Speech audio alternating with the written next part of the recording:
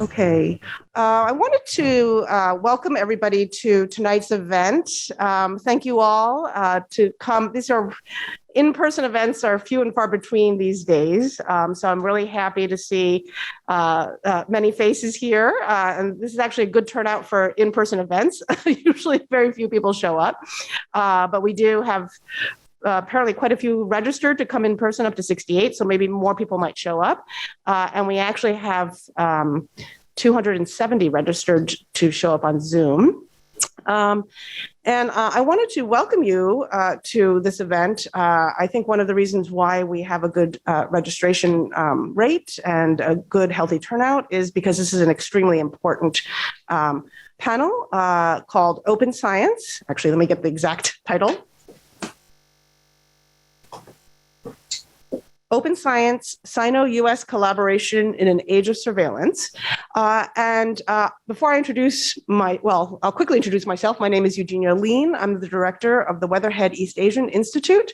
And we are a co-sponsor of this event.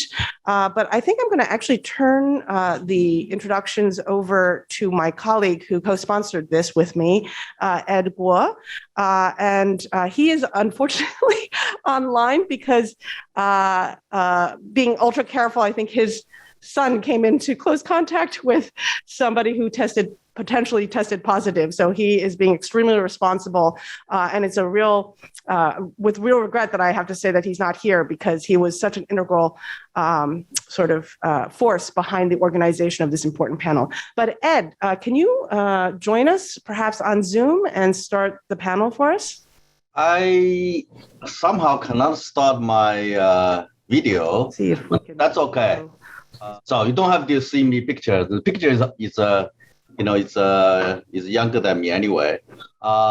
Thanks, Eugenia, to organize this session on behalf of the Columbia University Asian Faculty Association, as well as the Committee of Department of Biomedical Engineering. Will welcome everyone to this very important webinar. And just a little bit of introduction of the Columbia University Asian Faculty Association was formed very recently, March 20th, 2021, and is exactly in response to the DOJ's China initiative when 20 plus scientists has been charged for violation of grants. And our membership is open to any faculty of Asian and Pacific Islander heritage and allies as well. And we're really working with the university as the community nudge to promote Asian faculties.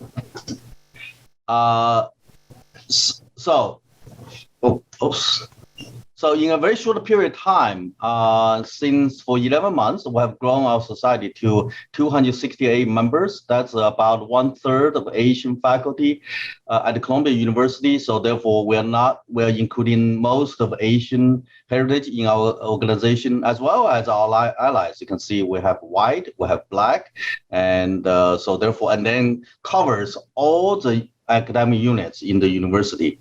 And with other universities, University of Michigan, we actually have done a racial profile impact surveys, and those results are being organized. About 10 universities have done that, and I can report it very quickly the main results from this survey. This anonymous survey was surveyed about 200 CUAFA members, and almost half of them responded.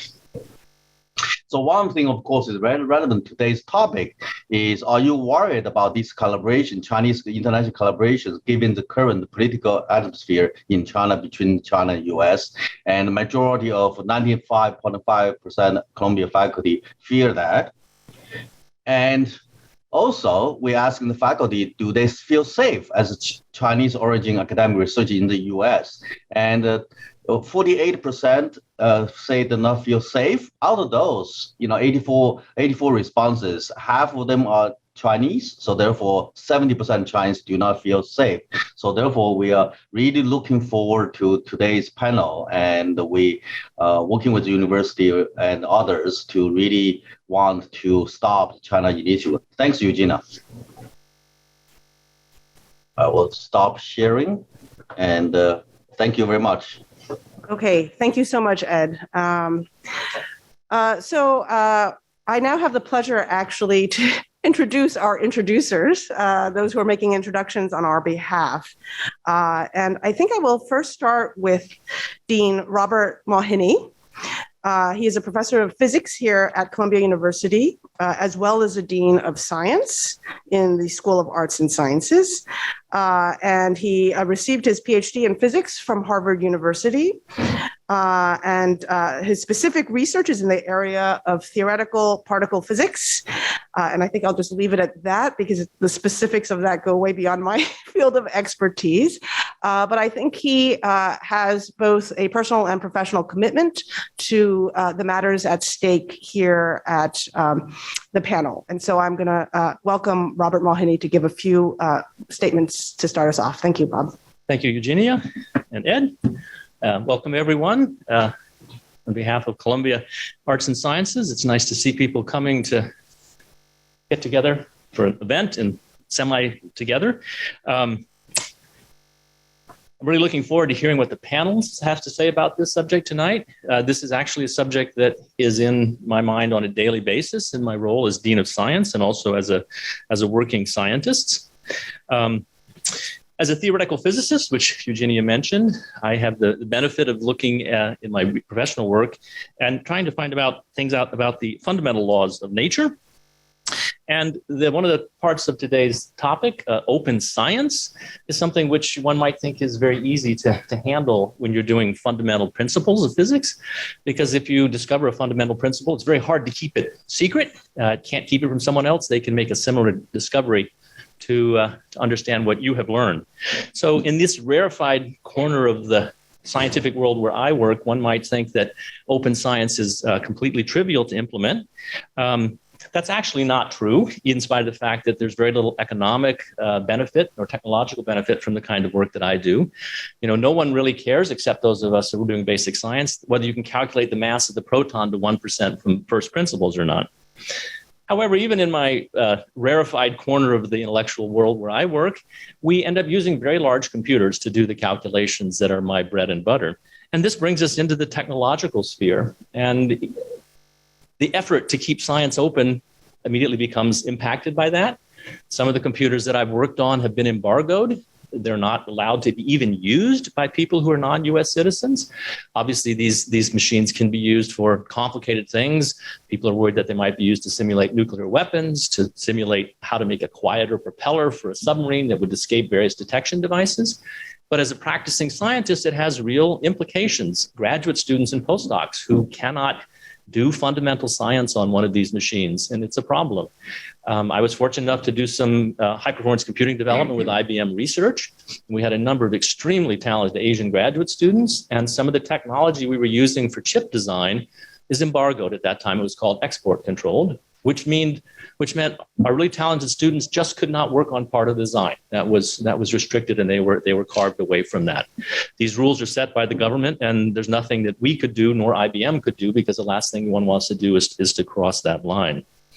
So even in my simple rarefied world, it's easy to stumble into these problems. And of course, it only gets worse as you move into technologies and science, which is more applicable to computing, to healthcare, to climate, where people can make a lot of money from it, where governments can benefit from it.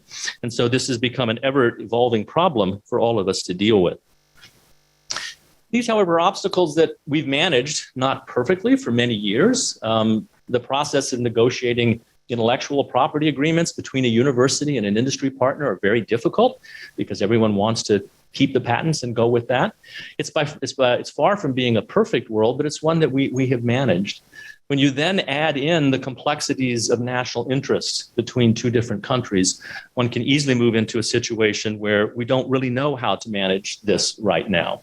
And it becomes ever more difficult, even in the best of all worlds scenario, to imagine how to do open science, how to effectively communicate, how to educate researchers from one country in another country without knowledge going back and forth. That's, of course, what we want to do. Now, of course, we're seeing layered on top of these problems active surveillance. The problems I've been mentioning to date exist, and I think will always exist with technology, science that can be used in many applications. The active surveillance has been ramping up for a number of years, and we'll hear, of course, it's been abused a number of times over many years. And that's the environment where we're facing right now. The Chinese government has, to promote science, been offering Western scientists opportunities to work in laboratories and draw large salaries for their work. Even if this is completely on the up and up, there have been problems of reporting that support to the federal agencies in the US.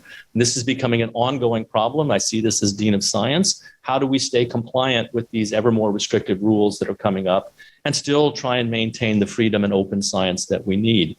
It's gotten to the point now where even if a chemist from China sends you a sample to use in your lab, that is a material contribution that has to be reported.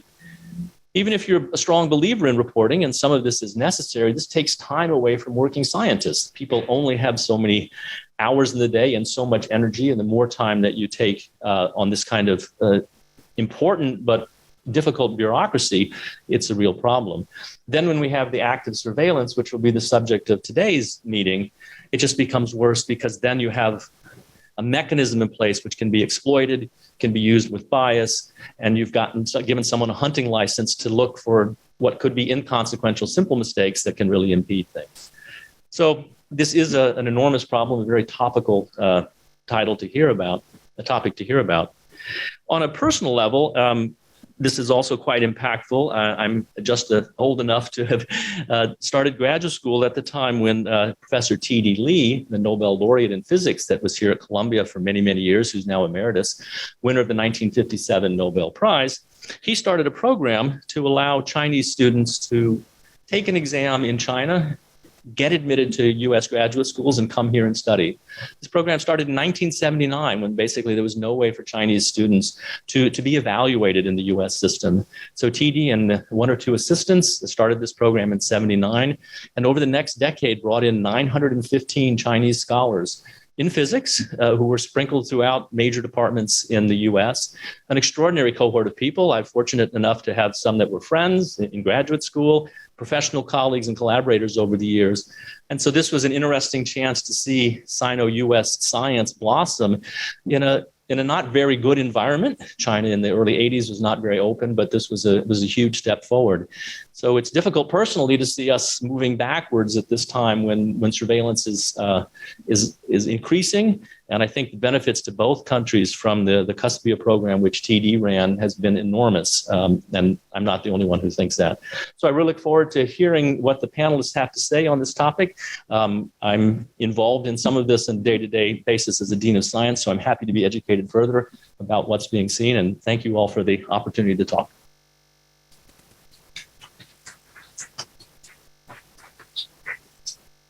So thank you.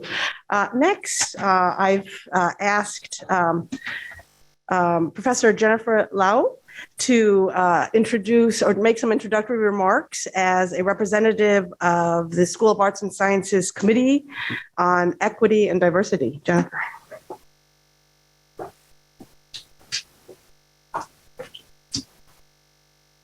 Okay, great. Thank you, Eugenia. I'm Jennifer Lao. I'm an associate professor in the economics department here at Columbia and a liaison here from the Committee on Equity and Diversity. Just to give you a sense of who we are an arts and sciences committee comprised of tenure faculty representing the three divisions of arts and sciences, so natural sciences, social sciences, and the humanities. And what exactly do we do? Well, Columbia University, as any top research university, aspires to attract and retain excellent and diverse faculty and to provide an environment in which they may thrive. So as a committee, we work to support this goal by developing and sustaining equitable and inclusive practices. So we are thrilled to be co-sponsoring this event.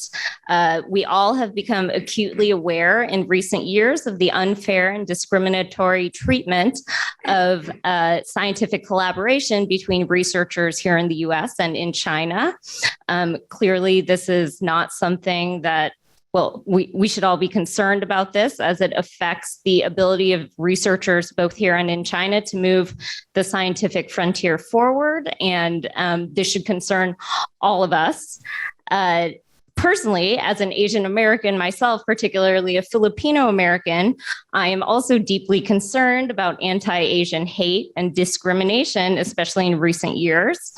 And I'm very happy to see these issues be discussed at Columbia. I'm very much looking forward to our conversation tonight, and I hope to see more events like this in the future. So thanks a lot.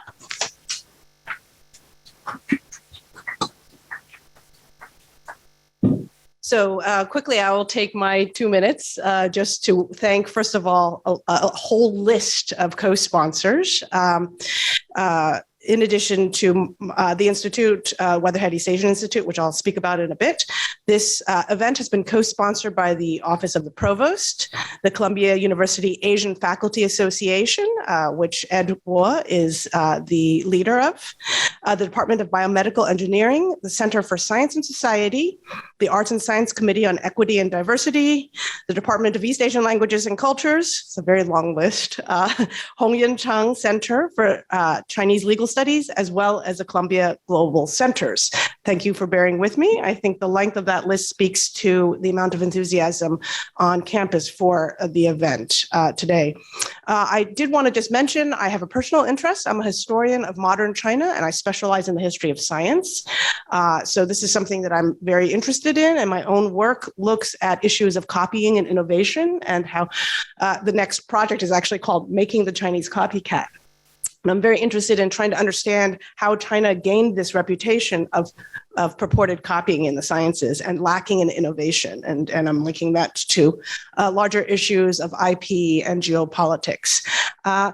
The Weatherhead East Asian Institute, which is sponsoring this event, has a series called Asia in Action that was also a response to the anti-Asian hate that started taking off 2 years ago, that although it has much longer historical roots. And I'm very happy to say that this event is, it's not an inaugural event for this series, but it's one of the key events for this series. So let me start by introducing our speakers for today.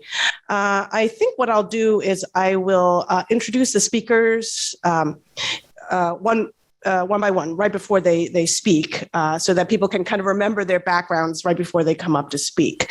The first speaker today is Xiaoxing Xi. He is the Laurel H. Carnell Professor of Physics at Temple University. And his research focuses on the material physics underlying the application of oxide, boride, and transition metal. Oh my goodness, I cannot read. Both because I'm getting blind and because I cannot recognize the word dicalcogide. Okay, all right. So I'm sorry if I mutilated this. Okay, thin films. And prior to joining Temple University in 2009, he was a professor of physics and material science and engineering at Pennsylvania State University. He received his PhD degree in physics from Peking University. And since 2015, he's actually become an activist, in part due to some of the experiences he went through, which he'll be describing for us today. One last thing I wanted to mention was that he received the American Physical Society 2020 Andrei Sakharov Prize for much of his efforts in this vein. So please welcome Xiaoxing Xi.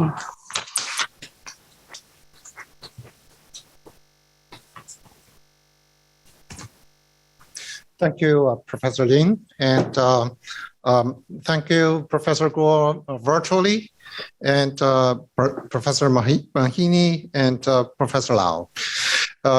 Good evening, everyone.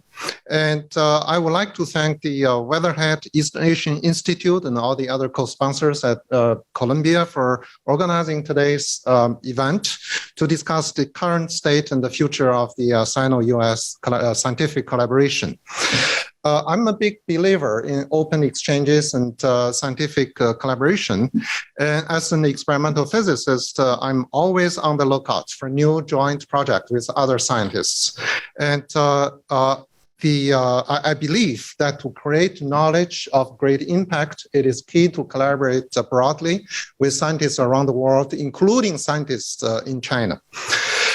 Many people can tell you why vibrate U.S.-China scientific exchange are in the best interest of America. Here, I just want to emphasize that the academic collaboration with China was once encouraged by the U.S. government.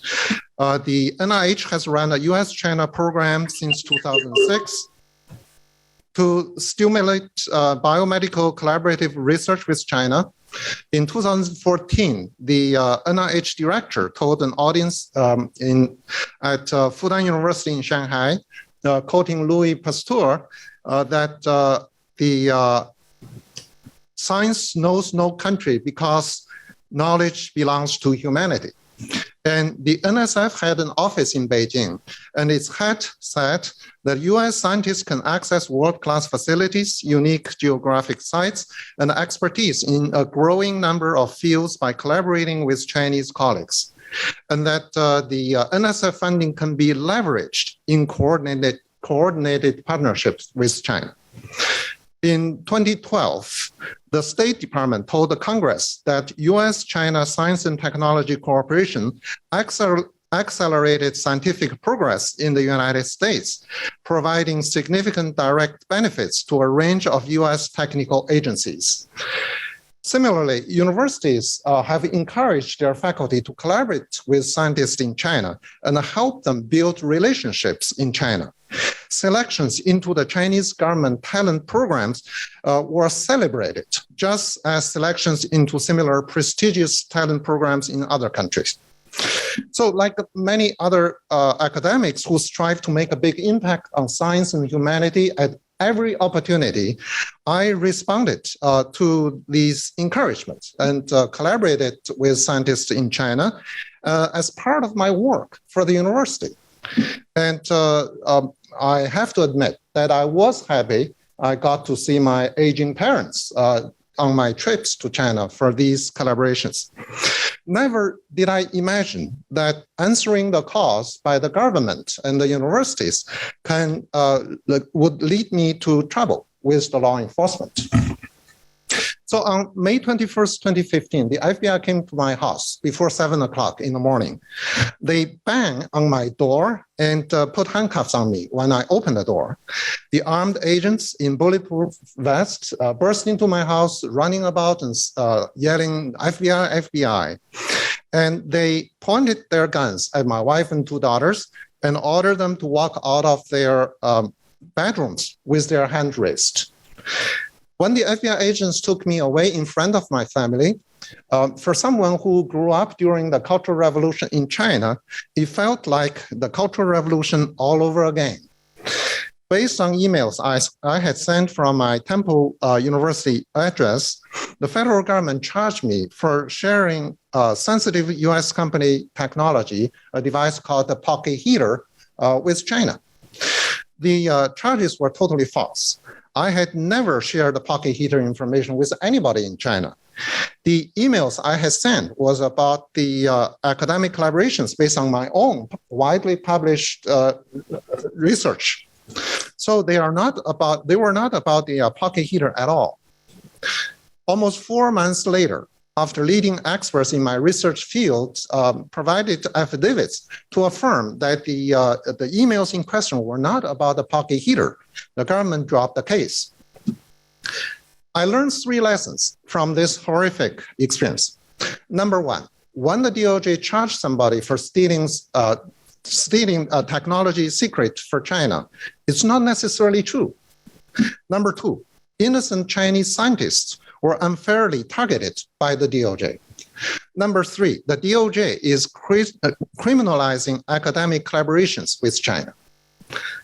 Like myself, before my case, most people did not know these facts, which made me deeply concerned. So I decided that I had to speak up and use my own story to raise awareness. In May 2016, I made a presentation to the Committee of Human Rights of the National Academies of Science, Engineering, and Medicine, and urged the national academies to conduct a study on the benefits and the risks of international collaboration and recommend guidelines for conducting such collaborations. Unfortunately, since my case, the DOJ has charged many more academics who have collaborated with colleagues in China. Since 2018, it has become a major component of the DOJ's China initiative. Naming a law enforcement initiative after country is unprecedented, and it attaches a target on the back of anyone who has economic collaborations with China. So there have been many, more than a dozen China initiative cases involving university professors, and I will give you two examples here. First example, An Minghu, a professor at University of Tennessee, Knoxville, who was arrested at home by the FBI in February 2020 in an early morning raid, not unlike mine, and charged by the government with wire fraud and a false statement. The crime was his alleged failure to disclose his ties with a Chinese university when he applied funding from NASA. The case went to trial in June of this year, which ended in a mistrial. And in September, the judge acquitted Hu of all charges, saying that Hu did not scheme to defraud NASA, and that the government failed to prove that he knew he was making false statements because the disclosure rules were not clear.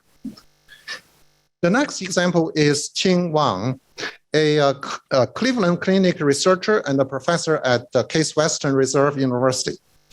The FBI arrested Wang at home in May 2020, again in an early morning raid, like what they did to me. He was charged with wire fraud and false claims for allegedly failing to disclose his activities in China to the NIH and the Cleveland Clinic. In July of this year, the DOJ dropped the case without any explanation. Incidentally, on November 19th, the DOJ removed both cases and many other cases from its public list of China initiative cases. The DOJ has resisted releasing any statistical record related to the China initiative, other than saying that the FBI is opening a China-related investigation every 10 or 12 hours. So it is extremely rare for the federal government to drop charges. But from the available public record, we know that there have been many failed cases against Chinese scientists.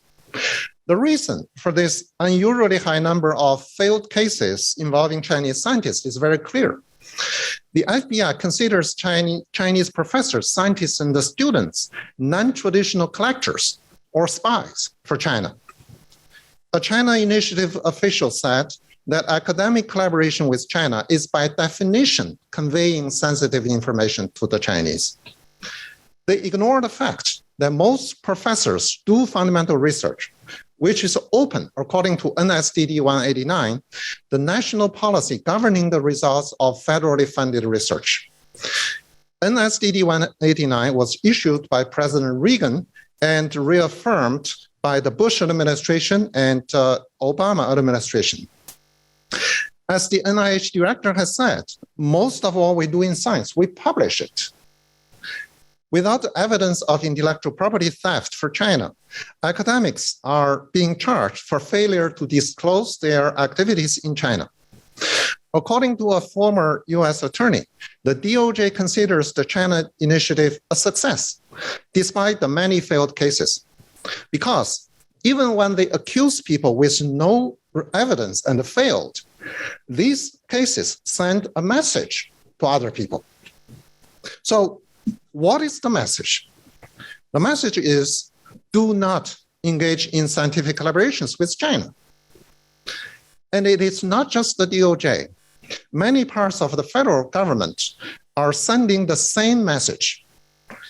Right before leaving office, former President Trump issued a National Security Presidential Memorandum, NSPM 33, directing federal agencies, universities, and individual scientists to protect national security in government-funded R&D from China. An oversized emphasis was placed on full disclosures of potential conflict of interest and conflict of commitment.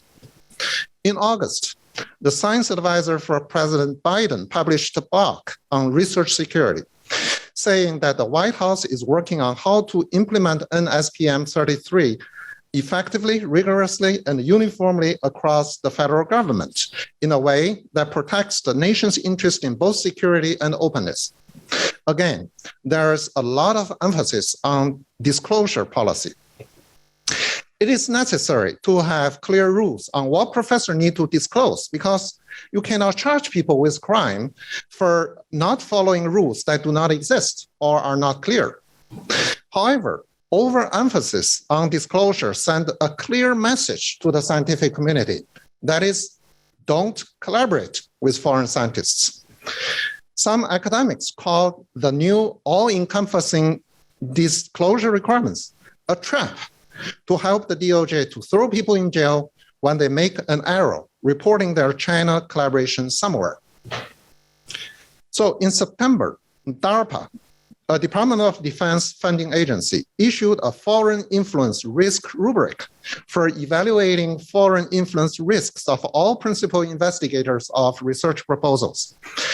If you have affiliation or association with entities in Russia or China, or if you have ties in those countries, which include family, friends, professional, and financial, you represent a high or very high risk. So people like me are at least high risk, just because we have families and friends in China. This rubric will be used in funding decisions of all research proposals, including for fundamental research. So I expect that other funding agencies will adopt the same or similar policies. Over in Congress, the Endless Frontier Act, now part of the United States Innovation and Competition Acts of 2021, has a very good chance of becoming law. A provisions of the bill prohibits funding for participants in government talent recruitment programs of China, North Korea, Russia, or Iran. Further, the bill prohibits federal funding from being used by such individuals. Since universities use overhead to fund facilities and services, the bill effectively prohibits these foreign talent program participants from doing any research on university campuses, even if they have no federal funding. According to Dr. Maria Zuber, VP for Research at MIT and co-chair of the National Academy's National Science, Technology, and Security Roundtable, the current definition of malign foreign talents program is not appropriately targeted, and a definition that is too broad can effectively prevent legitimate scientific work with China. But that's precisely the point of these laws. So if you collaborate with scientists in China, or just because you come from China, be prepared for significant difficulties in getting federal funding. You will think that people at the funding agencies should understand that cracking down on Chinese scientists in open fundamental research will have devastating effects on American science and technology. In fact, the damage has already been done. A recent survey by the American Physical Society shows that because of the recent US response to research security concerns, more than 43% of foreign students and early career scientists see the United States as unwelcoming country. And more than 40% of international early career scientists say that they are less likely or much less likely to stay in the US long term. Driving away talents and cutting off the pipeline of future talents to America will cause the US to lose its leadership in science and technology faster than anything the Chinese government can do. Yet some in the funding agencies are celebrating. The NIH has been boasting about the success of its anti-China influence campaign by saying that over 100 scientists have been removed from the NIH ecosystem. I must add that the Cleveland clinic researcher Qing Wang is one of those over 100 scientists who have been removed from the NIH ecosystem. A renowned expert on heart disease. He's now looking for a job in China. So the bleak outlook calls for urgent actions. In January, more than 200 faculty members at MIT signed an open letter in support of their colleague Gang Chen, who was charged by the government for non-disclosure of activities in China, saying that we are all Gang Chen. In March, 40 academics, including 7 Nobel laureates, signed a letter to support Harvard professor Charles Lieber, who was charged for lying about his ties in China, saying that such prosecution will cost the United States global leadership in science and technology. On September 8th, 177 Stanford professors sent a letter to Attorney General Garland, urging the DOJ to end the China Initiative. He pointed out that the China Initiative disproportionately targets researchers of Chinese origin. The cases involving academics under the initiative has nothing to do with scientific espionage or intellectual property theft, and it is harming the U.S. science and technology enterprise and the future of the U.S. STEM workforce. Since then, 214 faculty members at UC Berkeley, 167 faculty members at Temple University, 198 faculty members at Princeton, and 435 faculty members at University of Michigan have sent identical or similar letters to Attorney General Garland, urging an end to China Initiative. Some people say that professors signing letters is useless. My answer is, what choice do we have? To me, it is crystal clear that this country is moving towards the direction where there will be no academic exchanges with China. There will be few, if any, graduate students from China. Anyone who collaborates with Chinese colleagues will be severely punished. And professors like me who come from China will become an extinct species. The only way to prevent this from becoming the reality is to convince the American public that this is bad for America, and to convince the policymakers that this does not protect America's research security. Rather, it makes the US less competitive in innovation and less attractive to talents around the world. So as members of the academic community and scientific community, and as citizens or residents of this country, we have a duty to defend the constitutional rights of our colleagues and to safeguard America's research enterprise from irreparable harm. If faculty members from 200 US research universities all send their letters to the Attorney General to express our objection to the China Initiative, our voice cannot be ignored. I hope my comments today can serve as a call to action. So sign your faculty letters, talk to your representatives, tell university administrators what you think, and make your family, friends, and everyone in your social circle aware of the problem. In a democratic country, we can influence our own future. So let's make this our moment. Thank you.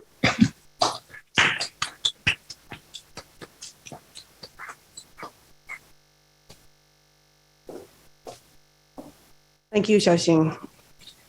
I think for our next speaker, I'd like to introduce Ben Liebman, the Robert L. Leaf Professor of Law here at Columbia University. He is a preeminent scholar of contemporary Chinese law. And I think instead of going through his long list of, of fields of expertise, they are very long. The list itself is actually quite long. I think I'm just going to actually ask Ben to start us off with a few comments from his perspective as a legal expert. Do I need to set up? Oh, it is on. Okay, thanks. Thanks so much, Eugenia. Thanks everyone who's here. Thanks all the hundreds of people who are out there somewhere due to science. They're able to join us today. But it's a real honor to be on this important panel today. And I also just want to say it's a great honor to be here with Professor Xi, who suffered such egregious harm, but who's really tried to turn that horrible experience into some good and has worked so tirelessly to ensure that others don't suffer as he did. So it's great to be here with you, and thank you for coming today. So I am obviously not a scientist, I'm a lawyer. So I did wonder sort of what do I have to say about scientific collaboration? But I want to add just a few comments about the China initiative, but also about the climate for academic exchange within China, because this is, after all, a panel about Sino-US collaboration. And I want to just end with a few thoughts, really unformed thoughts about the role of universities and academics going forward. So I think most folks here already. So first, on the China initiative, I think Professor Xi has already very articulately shown why the China initiative is so problematic, and it's problematic both in its labeling, as you said, the title, the China initiative, unprecedented singling out of a single country, but also in its execution, as Professor Xi said, right? So it's clearly singling out people of Chinese descent. That's problematic. And I think it's as others have said already tonight, the labeling the problem as, quote, China is certainly not helpful in a time of rising anti-Asian violence. And it's almost certainly, I think, contributed to the climate of violence against people of Asian descent in this country. Now, certainly, there are problems of espionage and IP theft. There's no question of that. And I don't think anyone disputes that there are cases of actual espionage and IP theft. But the actual number of proven cases are tiny compared to the number of investigations. Many of you will have seen the New York Times report on this earlier this week that said thousands of investigations, 12 prosecutions, 0 out of the China Initiative for espionage or IP theft. And it's worth noting that even the cases that have gone to prosecution, very few of those actually involve students or faculty from China or Chinese Americans. Right? There have been some of the IP theft cases that go back to before the China Initiative law were actually industrial espionage by people working for companies as well. So the focus clearly needs to be on cases where there are problems, not on nationality, as Professor Xi said. So I want to just mention those interested in this. I really urge folks to read the work of Professor Margaret Lewis at Seton Hall, who's the person in the legal world who's done the best work about this. She's written a really excellent article titled Criminalizing China. But let me just add a few additional points to what's been said so far about why I think the DOJ and the FBI have gone astray. So one common thread that seems to run through many of these problematic cases is a lack of knowledge about science and a lack of knowledge about China. So we've seen that not only in the misunderstanding of technology, that it was the heart of Professor Xi's case, but also the apparent reliance by the FBI on things like Google Translate to try and determine whether individual scientists have failed to disclose ties to China. I mean, literally, that's the level on which some of the agents in the field are operating. And this obviously leads to overreach. This was the issue in the recent case of Professor Hu in Tennessee that led to a hung jury and then acquittal from the bench, which, by the way, is incredibly rare for a judge to actually acquit as opposed to granting a retrial in a situation like that. But more importantly, this approach and this lack of confidence doesn't bode well for detecting actual criminal conduct, which, after all, should be the goal here. And these problems are compounded both by incentives to prosecutors to bring these cases, or at least pressure on prosecutors to bring these cases, and in some jurisdictions, U.S. attorneys clearly seeking to use their positions to advance political careers. Now, prosecutors don't appear to have been explicitly told to find cases, but it's clear that in searching for alleged wrongful conduct by scholars with ties to China, local FBI agents were responding to priorities at the top, in particular during the Trump administration. And in targeting faculty of Chinese descent, our law enforcement agencies were clearly conflating China with Chinese ethnicity, something that actually mirrors China's own problematic approach to Chinese Americans. But I think there's something else at play here. There clearly is lack of understanding about the value of collaboration. Again, Professor Xi spoke very articulately about this, right? Too often, the assumption on the US law enforcement side seems to be that academic collaboration is all one way, right? An attempt to steal US technology. And in fact, some US attorneys have actually said this, right? That any collaboration with China is, quote, giving away technology. And obviously, this is not true. There's so much to scientific collaboration that is not just about technology transfer. So if we put this together, we have a problem of lack of knowledge, bad inputs of information, politicized prosecutions, incentives to bring cases targeting specific groups, and general suspicion regarding contacts with certain foreign states. That's a pretty troubling mix. But ironically, many of these factors are also the factors that we often criticize in the Chinese criminal justice system, right? Targeting specific groups, politicized prosecutions. So now, thankfully, we do have checks in the US system, resulting in the dropping of charges in some cases, reduction of charges in other cases, and some acquittals, but not until after real damage has been done to distinguished scientists like Professor Xi. So that's my first point. Second point I want to say, though, so this is a panel about Sino-US collaboration. And as a China scholar, I think I should say a few words about the climate for collaboration in China as well. And I should preface this by saying I think that generally in the academic world in China, there's a very high desire to continue collaboration, whether that's in science or in law or any other field. But we should acknowledge that the challenges we face in fostering scientific cooperation with China, or indeed any academic cooperation right now, are not only the result of changes within the United States. Over the past 9 years, we've seen a dramatic tightening of control within China, and academic space is no exception. So there's much more scrutiny of international interactions and collaborations than in the past, with many more approvals required and more suspicion about foreign ties. Domestic nationalistic rhetoric combined with intentional spreading of disinformation about COVID and the efficacy of Western vaccines all contribute to an environment that is much more hostile to academic collaboration, or at least in which it's much more difficult for those interested in collaboration to interact. So open science and indeed open academic exchange is under pressure from increased oversight in both the United States and in China. And COVID, of course, makes this even more difficult. The lack of ability to travel, not just now, but into the foreseeable future, means that the sort of in-person collaboration that's so important isn't going to resume anytime soon.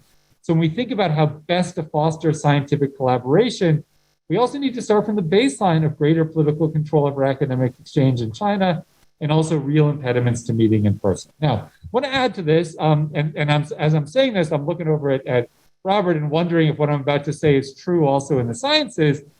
If there is a bright spot, though, at least from my perspective in the law school, it's the fact that this fall we've been able to welcome back to campus very large numbers of students from China, a wonderful and vital addition to our community. And more recently, just the last month or so, we've started to see a small number of visiting scholars be able to return as well. Now, I'm conscious that it's much easier to get a visa to come to the US if you're in law than in the sciences. And I don't know if you've had problems getting your students here on the science side, but we're starting to see at least a little bit improvement, I think, on the US side at least to the ability of students to get here. It's something we can talk about later on. And then third, and finally, let me just offer a few thoughts. I think they really piggyback on things that both Robert and Professor Xi said on the roles we can play as universities and individual academics, right? So the question is there a path forward? And I'm not really going to answer this question by saying yes or no, but I just want to add a few thoughts on this. So one is, I'm sure I'm preaching to the converted in this room and online in saying we need to remain open to the world and that we all benefit for collaboration. Certainly I agree with Professor Xi about this, be it with China or other countries. We also need to push back as individuals and institutions against attempts to close us off from the world or to target colleagues or students of Chinese descent. But I think there are also other steps that universities can take to ensure that when collaborations do go forward, they do so without problems. In the past year or so, we've seen universities, including this one, do a much better job than in the past of educating members of our community about what needs to be disclosed and to whom. This is all pretty new. I think it's only last year that we were for the first time asked to even disclose ties with overseas entities in our annual disclosure reports. Now, some of this reflects new requirements coming from the government. And here at Columbia, we're really lucky to have truly excellent professionals in our compliance department and in our Office of General Counsel. But the reality is that many universities, and in particular smaller schools in this country, don't have these resources and then just don't have the same compliance teams to educate their communities. And so I think we as especially those of us who are well-researched, major research institutions, need to be doing much more to share this knowledge with scholars and administrators at universities across the country. And we also need to think about how best to support our colleagues in states like Florida that have passed state laws explicitly targeting not only collaborations with China, but anyone who is from or studied or worked in China. I think in Florida, where I get seeking a new job, I would actually have to go through an additional background check because I've studied in China and worked in China. So more generally, it's exactly at this moment when US-China relations are at a low point that we need to think creatively about how to keep academic interactions going. This is, of course, true not just in the sciences, but in other fields, including my own.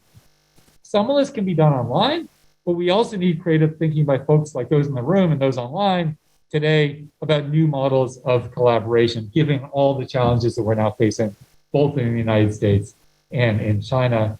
And finally, we also as institutions, I think Robert was sort of mentioning this a little bit, need to be careful not to make it functionally more difficult to bring in scholars from China or elsewhere. So heightened administrative requirements, I think, are generally well-intentioned, but it can have a real effect on our long-term ability to collaborate.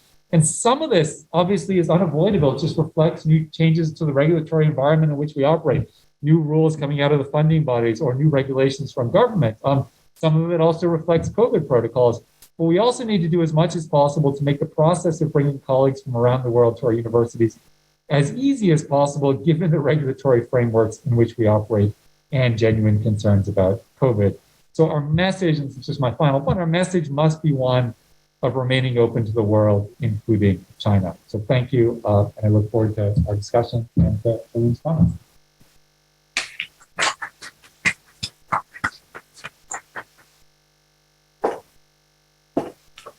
Okay, thanks, Ben. I'm very happy to introduce our next speaker. Initially, I had not realized that she has connections. We actually invited her not because of her connection to Columbia University, but because of her status as the reporter who's in charge of covering the Justice Department at the Wall Street Journal. But it turns out that she's actually an alumni of Columbia University's journalism school. So it's actually really nice to welcome her back. So Aruna Viswanathan will be speaking to us about some of her experiences covering the China Initiative and some specific cases, including some that I think have already been mentioned by Professor Xi, the Amino case. Aruna. Yeah, it is great to be. It is great to be back in Columbia. It's been many years, and glad to be here and with you all here today. I do cover the Justice Department for the Wall Street Journal. I've been covering it for a long time, and I have been covering a lot of their China cases very closely over the past few years. So I thought I could share some of my perspective from just having a front row seat, kind of watching a lot of this over the past couple of years. So I could start with, in 2018, they did launch this China Initiative. The same day that they did that, they also unveiled some related cases alleging trade secrets theft. One was against a Taiwanese semiconductor foundry, and their partner that was a Chinese state-owned company, and they were alleging that they had stolen trade secrets from a U.S. chip manufacturer, Micron.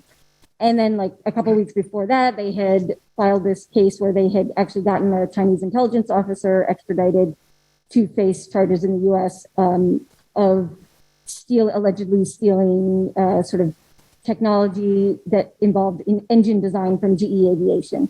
And so it started out as sort of wanting to highlight more trade secrets theft, espionage, those kinds of cases. And the way they had framed it at that point was, we're seeing a lot of concerning activity linked to the Chinese government, and we want to raise awareness about it. And that was sort of where it was coming from. And I even remember going back and forth with editors at the time. What is this? It sounds like a PR kind of thing. Like, do we even really need to write about it? And so we tucked it into the story about those other cases that I will add actually ended up resulting in convictions.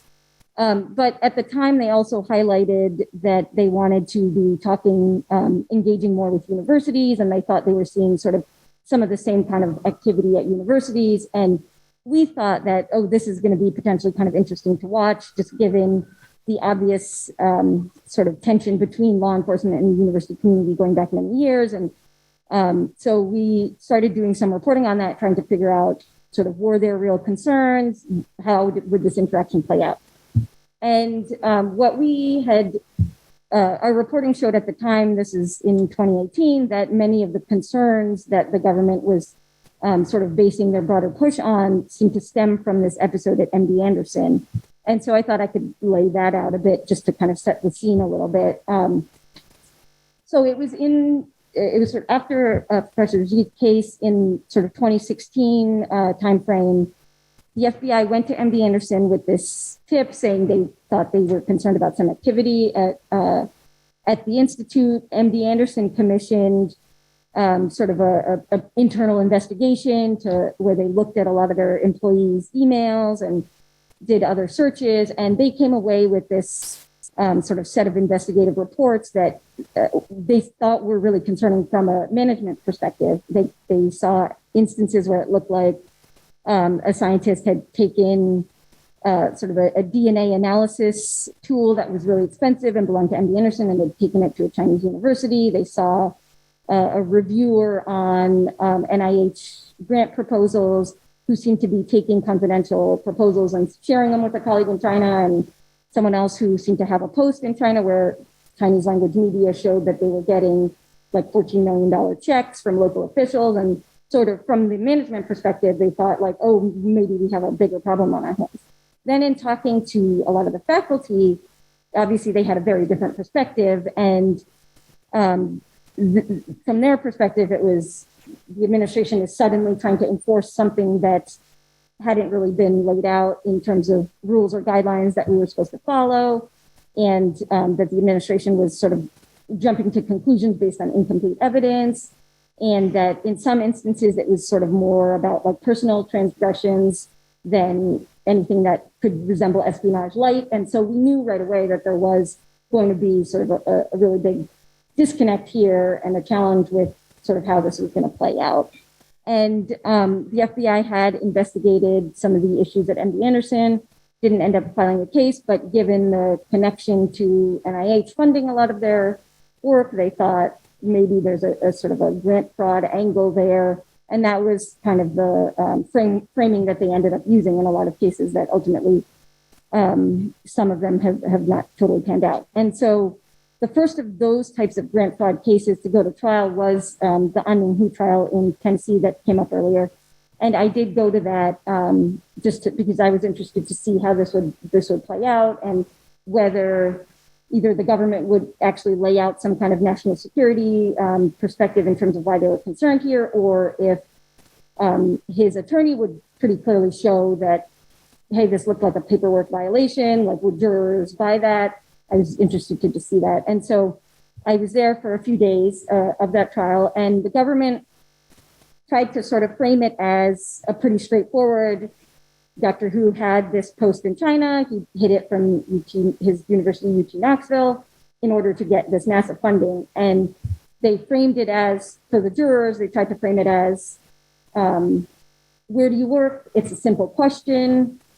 And they tried to point to emails where Dr. Hu seemed to be saying he had this post in China, he had a lab there, he had students there, but then he wasn't listing it on his sort of 150-page tenure application. And that's how they kind of tried to frame this disconnect. Then once the University of Tennessee officials started testifying, it became pretty clear pretty quickly that the university didn't really seem to have very strong guidelines about what you were supposed to disclose and what you were not supposed to disclose. And officials like got up there and testified that, yeah, like I did send him this email saying, oh, just sign the form. We don't think it applies to our faculty. Just sign this China assurance form and we'll be fine. And then his lawyer pretty convincingly made the case that, well, he's trying to figure out what is a conflict of interest. And the handbook says it's something over $10,000. And he used this post as a part-time summer job where he didn't meet that threshold. So he didn't think he needed to disclose it. And so you could see pretty quickly that, like, I'm not sure where this, that this case is going to result in a conviction. You could kind of see that. And there was like some pretty dramatic moments where you had the NASA Inspector General agent who had investigated the case. He got up on the stand, and on cross-examination, Dr. Who's lawyer is asking him, did Dr. Who steal any money from NASA? And he's like, no, sir, he didn't. And, is there anywhere on this form that he's supposed to explicitly say that he has this post? And he's like, no, there's not. And so it wasn't necessarily surprising sort of where that ended up going. And there's a couple of other trials that are obviously coming up soon in this area. We'll see where they go. The new administration has said it's potentially reviewing some of these cases, but they haven't sort of made announcements on that yet. And so there's probably a lot to come in the coming months. Hey, thank you so much. I think what we're going to do is I'm going to actually just pose a few questions to start the conversation. And we already have, Susie's going to bring me, we have questions online as well. So she'll bring that up first. And then we'll also welcome questions from the audience. And we'll probably, in order to follow COVID protocol, we will have somebody come to you if you do want to raise a question. We have our work study here who will bring a mic over. Sorry, this is kind of Oprah Winfrey style, or Phil Donahue. Maybe I'm like one of the two. I'm dating myself here, but clearly, we'll try to facilitate this as best we can. But what I want to do first of all thank all three panelists for a really important and all your important and fascinating conversations and your insights that come from very different perspectives. One which comes from an extremely personal and painful perspective, as well as from a professional and a preeminent scientist. One from Ben's perspective, an expert on Chinese law, and then one, Aruna, your also personal experiences covering the Department of Justice. And I think all three of you actually both gave very informative talks, but also quite personal pleas about what we can do next. And I wanted to just kind of pose to the three of you questions about strategy. So Professor Shi has really urged those of us on the university and universities throughout the country to really step up and make a statement and to push back and to speak in a unified voice. And I think that's a very powerful cry to action. I do think that there continues to be quite a bit of fear among, especially the scientific community, for possible retribution. So I'd like you to speak to how would an individual who might really be committed to this activist call that you are for, balance up real concerns in this climate of fear. So that's one question for Professor Shi. And Ben, I'm going to push you a little bit in directions that I know you always claim that you're not a Sino-US relations specialist, but whenever I'm on panels with you, you seem to know quite a bit about Sino-US relations, especially from the perspective of law. But I would want to hear a little bit about what you see are the politics of difference between the Trump administration's approach towards the China initiative and the contemporary. Why is Biden continuing to really push on this angle, especially since he is moving away from, or he is trying to, at least in principle, right, open up science again, not open up science, sorry, open up America again. And these questions, I think, could also, feel free, Professor Shi and Aruna, also to jump into some of these questions. Now, Aruna, I wanted to ask you, I think many of us are in university settings. And I think Ben started off his comments by sort of saying, okay, I might be speaking to the converted.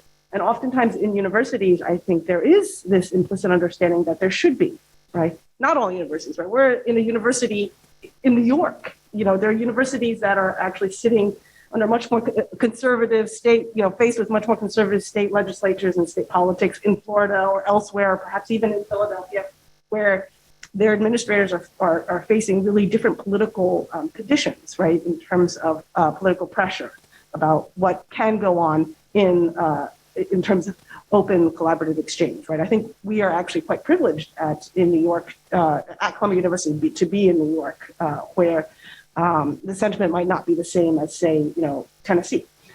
But what I want to pose to everyone is your sense of how, precisely because many of us in the university, and as we have these conversations, we feel like we are speaking to a tribe that might be invested in open science. So I wanted to get your sense from your perspective as a journalist about kind of, where the public stands on this, any sense of it kind of turning around, or the success of the Department of Justice to really weave this narrative of threats against our national security in the scientific world as scientists collaborate with China. So 3 questions for our fabulous panelists. So Professor Shi, perhaps I can ask you to start. Sure. You mentioned the fear people may have in speaking up, which is actually very true. All these prosecutions has resulted in such an atmosphere of fear that many people are afraid of talking about their fear. So that's very true. And I can give you an example. At my university, Temple University, we signed this letter, the identical letter as the Stanford letter. And there are quite a few people who told me, I totally support the letter. However, out of the concerns of possible consequences, I will not sign it. I mean, the fear is really out there. I guess, we all have this fear, in particular for Chinese. There's this saying that the people who, stick their head out and get hit the first. I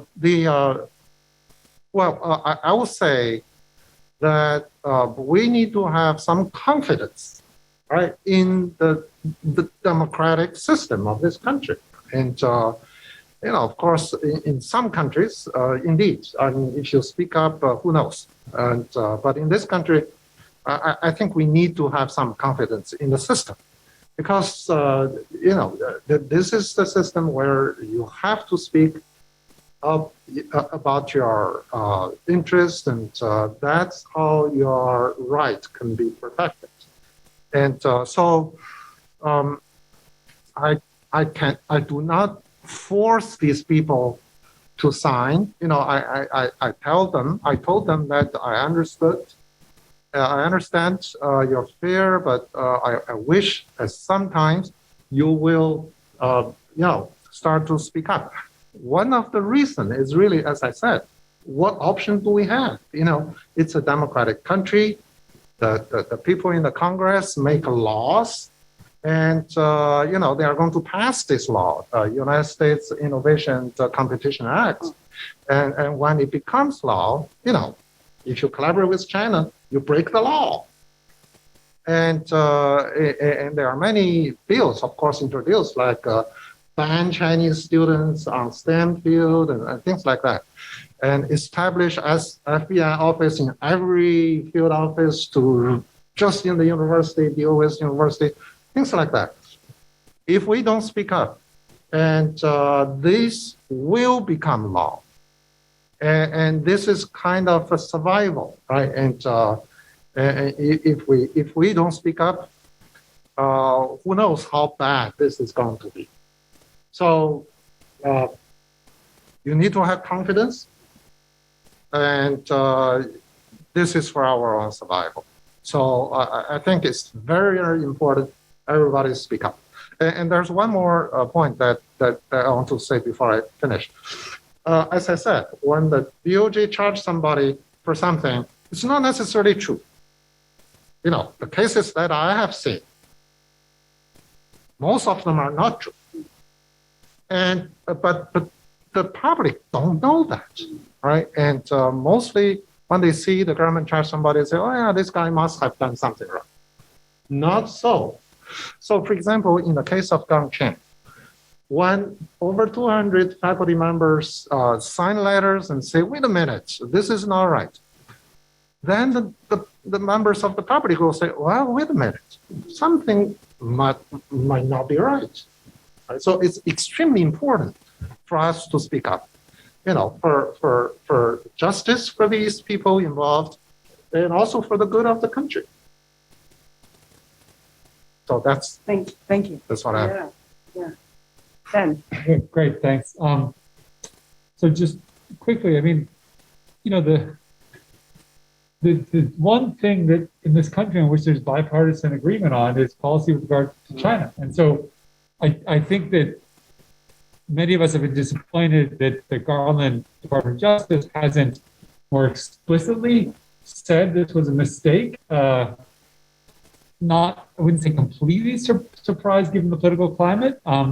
There's obviously concern generally across the government with being seen as weak on China, opening up lines for criticism from the Republicans. And I think there's a genuine effort in the Justice Department and the FBI to recalibrate such that they try and focus on, you know, the cases where there are actual problems. But, you know, there was a big push by many in academia to say, listen, this labeling is unhelpful and should be dropped, and they haven't done that. And so I suspect that's political to some degree. But I welcome other thoughts on this. You know, I think that if we're going to see progress, it's probably not going to be in sort of saying, oh, we're not going to do this anymore.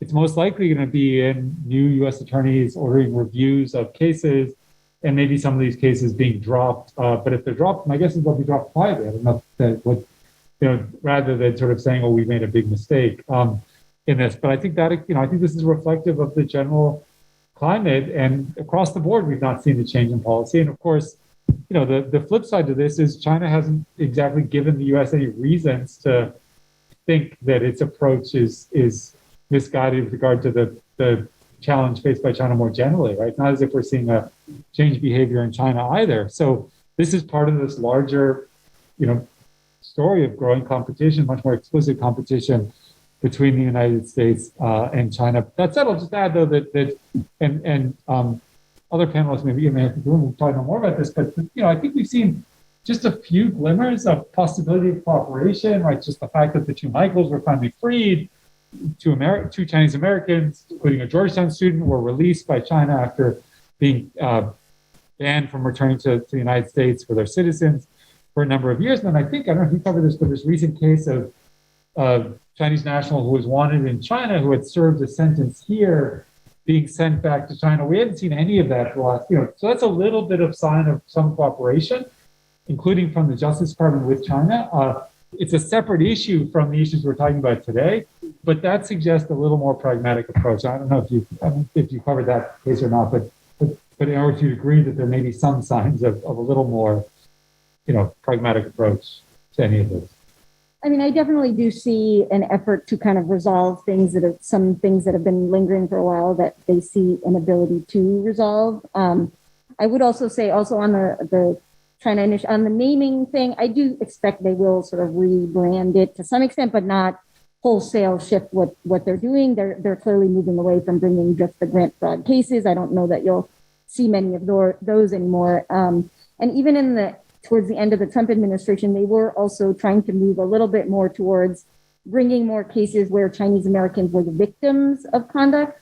And so you had a couple that was on China's fox hunt sort of political fugitive list who were living in New Jersey, who were getting harassed by alleged Chinese agents who were sort of pressuring them to try to go return to China and saying, you know, commit suicide or come back, and being sort of the daughter was being tailed and this and that. And the Justice Department did charge 8 or 9 people, including, I think, a former NYPD officer who were allegedly part of this effort to harass this couple. And then there was another case where they charged, I think, a Zoom executive with allegedly trying to stop Americans who were trying to hold Tiananmen Square memorials and trying to sort of cut them off from doing that. And so they brought those cases. So they were trying to sort of more explicitly say that this is not sort of an anti-China more broadly initiative, but this is about the actions of the Chinese government. And they were trying to do that a little more explicitly. So I expect we'll see potentially a little bit more of that too, in terms of softening the rhetoric a little bit. You had asked, I think more generally, what kind of remind me again what. Yeah, sorry. And can you also, sorry, we've gotten quite a few requests that we speak more, especially Aruna, your voice is probably softer. Just make sure you kind of speak into because Okay. the people Yes. off screen or not, on Zoom cannot hear completely. No, I guess my question was that, we here at the university are kind of spoiled by a kind of like-minded community that view and value the importance of open collaboration. And I was wondering whether you, as a journalist, and perhaps not, completely ensconced in an academic environment, have a sense of whether the general population has really, it just strikes me that the general population has been very quick to kind of buy into this anti-China. And maybe this is related to the anti-Asian hate in general. I mean, this is partially COVID related, right? And the idea that, COVID is the Wuhan flu. But that the sentiment against China among the general population is one of increasing suspicion, and that even among very well-educated individuals, that's the case. And so any sense from your coverage that there is any kind of shift, possibly over time, towards that this heightening is going to disappear anytime soon, or whether you feel that really is that the general population now is increasingly suspicious of China as a competitor? So I think sort of obviously the Justice Department's cases in this area have had a huge impact in the scientific community. I honestly don't think that they've had a huge impact in the broader public. I don't know that they've sort of broken through with the message, which is potentially could cut both ways. Mm-hmm. I mean, I think sort of the trade war and some of those things sort of had a potential sort of bigger impact in terms of public perception more generally. I don't think that the Justice Department's cases in particular have influenced the broader public opinion that much. Okay, great. Okay, so maybe what we'll do is see if we have some questions online, but maybe I'll collect questions. Are there any questions here in the? Yes. So we have 3. So maybe yes. Go ahead. Thank you. First, thank you for the lectures. I appreciate it very much. I'm Joran from Columbia Law School, and I have a question for Professor Liebman, because I noticed you mentioned that because of the intense relationship between the Sino US, we have the academic research close to a very low point. So I wonder, because legal academic study, they have the certain elements regarding political issues or some element regarding to that. So due to the intense political relationship between China and US, do you think the academic research regarding legal issues will be drastically having negative effect, or maybe it will have positive effect because each side will have more motivation to learn from others' political and legal regime? Thank you. Do you want to collect a few, or do you want to? Okay, we can. Yeah, why don't we collect a few? Ed Guo actually has a question, so let me ask him to unmute. Ed, can you talk? Oh wait, actually, Susie, can you help out? Sorry, I'm balancing a. Okay, can you? You can hear me? Yes, thank you. Yes, we can hear you. Yeah, thanks, the panelists. And then the question I have is, just looking at today's attendees, right? Because this discussion mostly is generating interest in Chinese Americans and maybe some Asian Americans.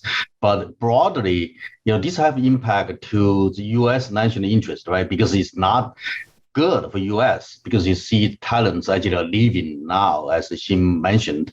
But how, this question is also for Runa as well, is how to generate interest, this kind of policy, and also the disclosure is potentially detrimental to not just Chinese, anyone else. I just don't know how we actually able to really to let the public to know, right? Another thing is, even cross the field in science, we don't understand each other, right? So, cannot imagine DOJ actually have expertise identify which one is of potential interest, which is secret, which is open science. So that's a question for Ben as well as Aruna. Okay, I think we have Jennifer here, and then someone in this corner as well. Okay, great. So my question is kind of playing off Eugenia's question earlier, but in terms of what do we do? So this seems like a very systemic problem right now in the sciences. And so far, the response that I've seen has often been like, each scientist, their university or their own colleagues or their own community fights back. But why do we not see some sort of systemic response from universities in terms of like a coordinated response across a large number of universities and their legal or general counsel going, talking to Attorney General and, the Biden administration and trying to get rid of the China initiative? Because I would think that, if you think about the criminal justice system, there are, ACLU, Southern Poverty Law Center, that are kind of trying to battle systemic issues. You would think that universities could get together and also try to battle the China initiative. Gentleman over here. And then maybe we'll start with these first set of questions after this gentleman speaks. I just wanted to hear a bit from Dean McWhinney about whether or not things have changed here in terms of getting students, whether they be undergrads or grads, into the country since the Biden administration took over. Do you see any lightening up of getting visas for people and a little less harassment than you saw under Trump? And then one other comment is, I'm in medicine, and collaboration is is the name of the game in medicine. I mean, we have now the Lancet Medical Journal, maybe the number one journal in the world in medicine, and fully a third of all the articles in there are from Chinese investigators publishing from China in both medicine and epidemiology, and especially with the COVID virus epidemic. But without that, we have huge problems making any headway in medicine now for the first time ever. And Lancet now has a Mandarin translation of every single journal every single week. So, I mean, that's in science, but I would think in the other fields also, there has to be cooperation and publication together and collaboration together. And I'm just wondering whether that is one tack to take in terms of educating the public, who are quite scientifically illiterate in my experience, about the importance of collaboration, especially in the sciences. So we'll start with a set of questions, and if we have time, we can move to. Does anyone want to start off? Professor, would you like to respond to any of these comments? About the university's role, there are people who are raising the issue, and not just raising the issue to the FBI and DOJ, but also university's role. For example, Aruna knows that the University of Tennessee, has collaborated with FBI and did not tell Professor Hu that he was under investigation, and also, that Professor Hu was charged for not disclosing to NASA, and so he had one proposal, and FBI was investigating, and then he submitted another proposal, and the university asked the FBI, "What should I do?" FBI say, "Okay, you just as if nothing happened." So the university tell Professor Hu, go ahead to submit. Because he did that, that was the evidence to arrest him. So basically, the university helped the FBI to set him up. And once he was, he is a Canadian citizen. And so the university put him on not suspicion, without pay. The university policy does not have to put him on no pay suspension. But because he has no pay, he is on H-1 visa, his work permit expired, and then university say, well, I cannot hire you without the work permit. And then so university fired him. So I think like MIT is an exception, right? It came out defending Professor Chen, and it paid for his legal expenses. That's extremely rare exception. most university, they care for their funding, obviously. They don't want to be on the wrong side with the federal government. And so there are people who are raising the issue, the transparency of policies from the university, whether when FBR came to ask for your email, should the university just give them email without warrants? And, all these transparency issues. And people are raising these issues and urging the university to be behind their faculty instead of throwing them under the bus. And it's difficult. I think, administrators, they worry about their funding, they worry about many things, but it takes courage. It really takes courage. I think the Columbia president came out, wrote articles or letters supporting, their international students and faculties. It takes courage for the university administrators to do things like that. So, again, come back to this. The faculties need to speak up. Tell the administrator what they think. I think they worry about their funding. They also worry about how their faculty feel about things. If the faculty are not happy, the university administrators have to, think about it. Okay, thank you. Actually, this answers a question, a very similar question from Xinping Zhu, who said that Professor Shi has made clear that the real purpose of the China Initiative is to choke off U.S.-China collaboration using extremely weak cases, such as the WHO case. And he likens this to Joe McCarthy going after the Army dentist Major Press in 1954. And he, too, raised the similar question of whether universities as a whole should stand up, just like they did with the Army case in the 1950s. Okay, so just to interject, because it was a very similar question.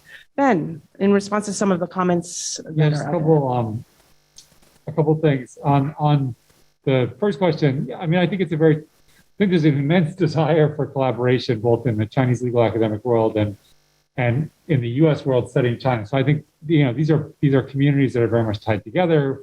We've been collaborating for decades, and we look forward to when we can actually get together in person. It's also a field in which a lot of the research is really based on seeing people face to face. And this highlights a larger problem for the community that studies China, not just in the United States, but I think almost anywhere outside of China, right? That qualitative research is basically impossible.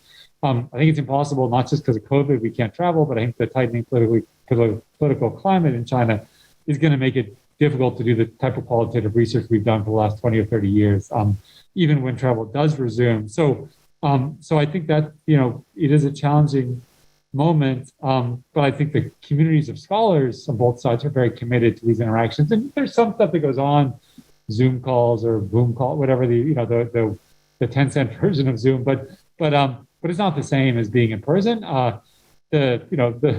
So it makes, we can welcome students here. We can't send students to China. We have an exchange program. We can't do that right now.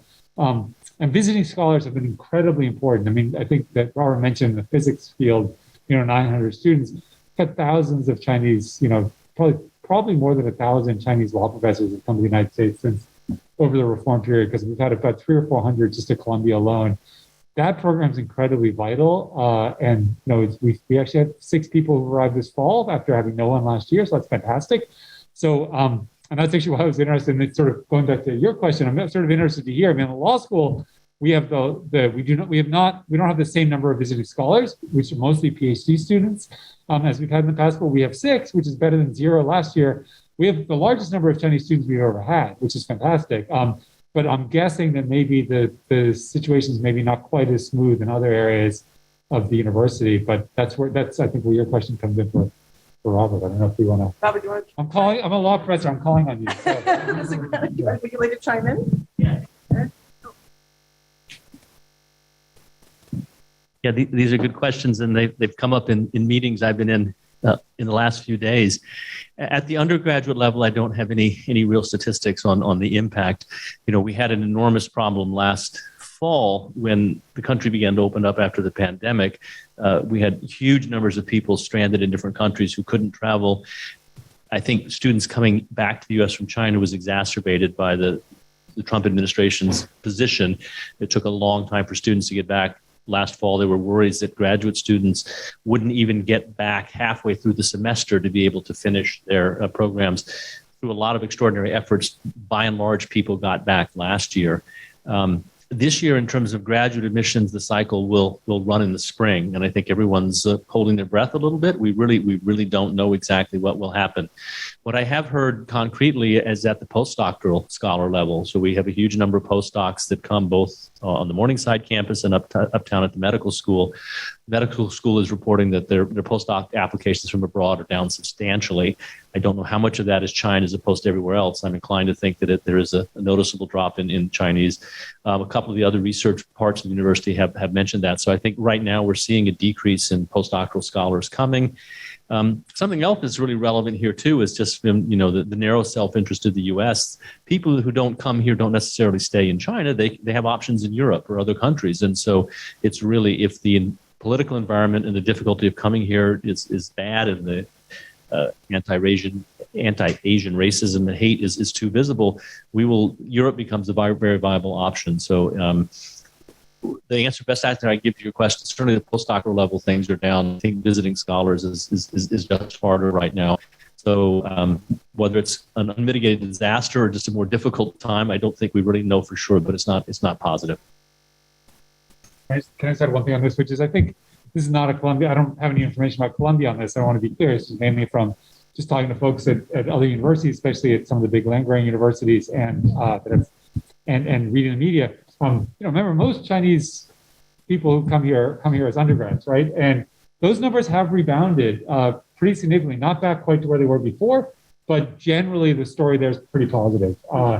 And then as I think you're exactly right that when you get to postdocs or visiting scholars, the situation is much more challenging. But I think in general, I've not heard of people are getting visas and getting here.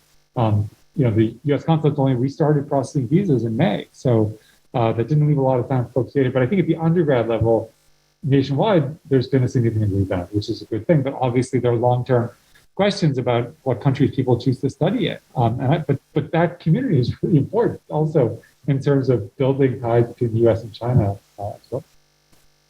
Aruna, do you want to field some of the questions? Oh, I would just say that, in terms of sort of the activism, I do think it's having some kind of impact. The U.S. government is obviously a very sort of large ship, hard to move, kind of turn in a different direction. But I can see it on the edges that it is having an impact. You're not seeing more of these grant fraud cases, and you're seeing sort of a softening of the rhetoric. And so I do think it's having some impact. The activism. Yeah. So there's a bright.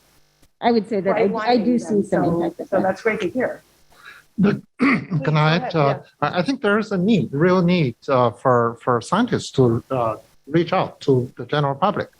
For example, when the former Secretary of State saying that the Chinese Communist Party is sending 400,000 students to the United States to steal a secret, that's simply not factually true. Right? And most of the students, we pay them, and TAs and RAs, and many of them stay here. So the general public don't know that. Or for example, the general public don't know that we got paid for 9 months, right? And they don't know that. If you don't tell them, they don't know. And so there are a lot of things out there. For example, we do fundamental research, right? And we publish everything. And the public don't know. They think you are doing some kind of a sensitive technology when you talk about AI, when you talk about all those things, quantum computing. They think it's high technology. We do fundamental science. Even with the funding we got from Department of Defense, we do the 6-1 program, which are fundamental research. So 1 + 1 = 2. Is that important for rocket? Of course it is, right? And but that's fundamental science. So we need to educate the public And that's very important. That's a long-term thing, of course, but it's very important. Okay, we're actually running short on time. Any last final questions? Yes, so why don't we take 2 questions here in the audience? Actually, I have a question for Aruna because also I come from media background. So I think in general, media has a huge influence in just like influencing people's recognition about image about a foreign country, especially about rising power like China. I think like the Wall Street Journal, like luckily they have like Aruna and other reporters, they have resources to send reporters on the scene to get some colors on what's happening on the ground before and after the court. But unfortunately, many of the smaller scale media, they simply don't have enough resources.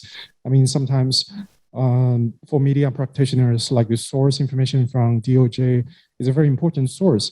I mean, my question for Runa is like, what are your suggestions for media practitioners in smaller medias if they can go to the same, how to balance the information from official sources and the ability to report on China, especially some of them, like some people in their news media organizations, they don't have people who understand the nuances in Chinese language.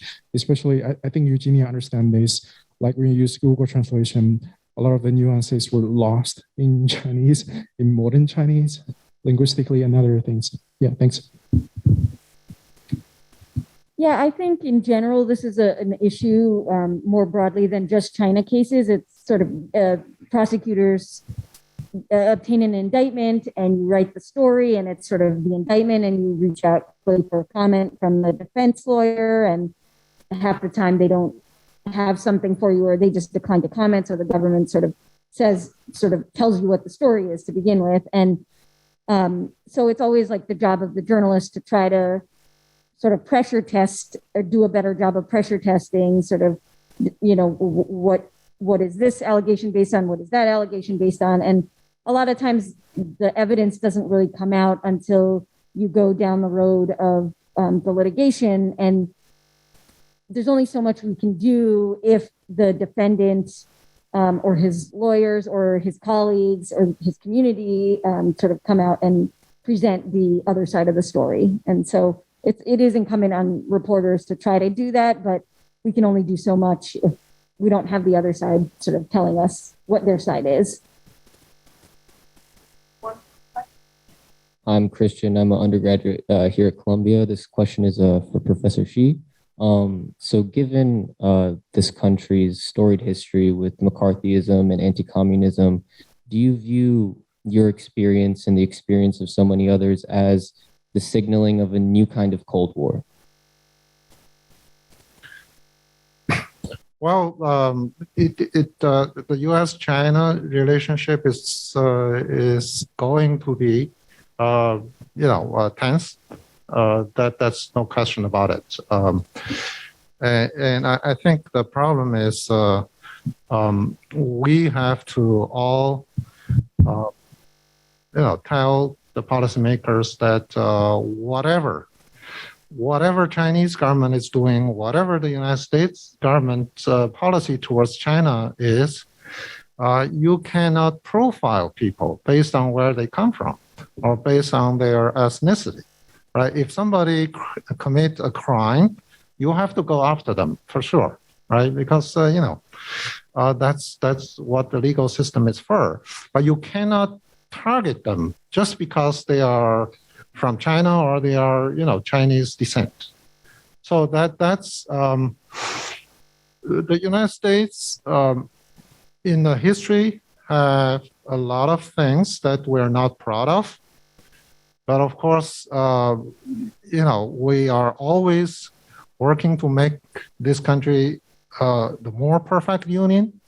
So nobody has ever said that this country is perfect, right? And what makes us great is that we always work to make it better. So you can compare to the World War II, the internment camp for Japanese. You can compare to McCarthyism. Those are all possible if we don't speak up and say that is wrong. Right? So that's how we, that's how we make this country better. So that's what I'm saying. What I'm trying to do is precisely participate in this democratic process. I do my civic duty, and what I'm trying to do is to help to make this country better. I don't know whether that answers your question. So I wanted to thank our panelists for what is a very timely and incredibly important panel. We've heard instances or examples of very direct, concrete personal experiences of this new China initiative and now the Endless Frontier Act. We've heard the costs, both at a very personal level, but also at the level of keeping us competitive. I think one of the ironies or one of the repeated refrains from the three panelists is that the effect of the China initiative is to actually make us less competitive, despite its initial claim to try to keep us more competitive, right? So the actual impact might actually be exactly opposite of what the China initiative ostensibly claims to be doing. And in fact, we are really risking a tremendous brain drain. We are risking alienating healthy academic, scientific collaboration, but also just humanistic exchange that is so important in our global world. So I wanted to just ask you all to thank our three fabulous panelists for their comments and their insightful insights.